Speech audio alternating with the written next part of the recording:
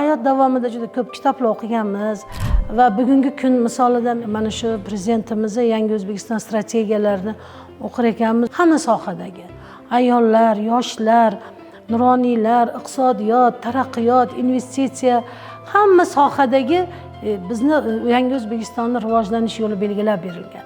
Men buni hammaga tavsiya qilaman. Bugun har bir oilada bo'lishini xohlayman.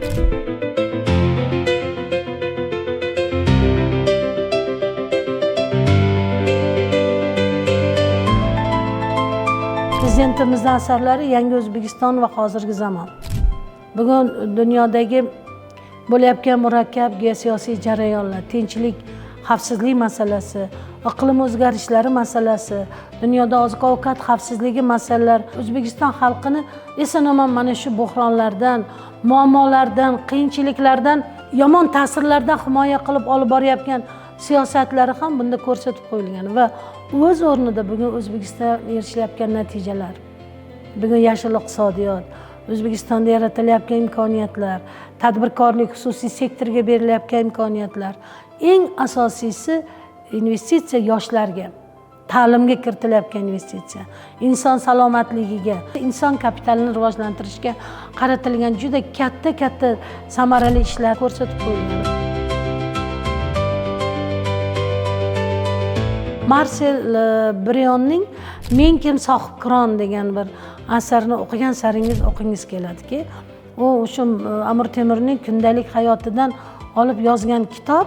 Bu kitobda haqiqatda uning sarkardaligi, dunyo davlatlariga borib sulh tuzish jarayonlari va ana shu sulh tuzish jarayonlarida qaysi davlatga borsa, o'sha davlatdagi ilm egalariga, hunarmandlarga, ijodkorlarga tegmagan holda ularni hammasini o'zi shu Ma'vorin Nahrga yuborib, keyin o'sha davlat bilan o'sha kurash ishlarini olib borganligi. Bu degani Amir Temurning yurtga yurishlarida ham aynan ana shu vatanparvarlik, yurtni rivojlanishiga qanchalik kimlar ta'sir ko'rsata olishi ham belgilangan.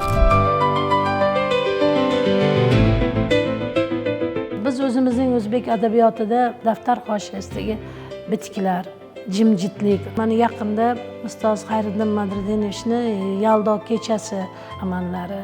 Bu kitoblar hammasini men o'qishni tavsiya qilar edim va yangi chiqayotgan shoir yozuvchilarimizni kitoblarida ham aynan bugungi kundagi shukronalik bilib turibdi.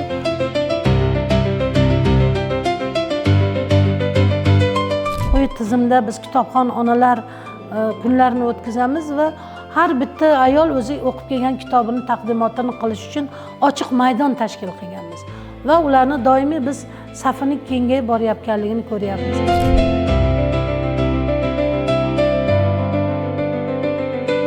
Inson hayoti davomida eng yaqin do'st kitob bo'ladi. Farzand tarbiyalaganimda ham albatta o'sha o'zim o'qigan kitoblar va farzandlarimiz tarbiyasi uchun kerak bo'lgan kitoblarni uy tokchalariga, shkaflarga qo'yardim.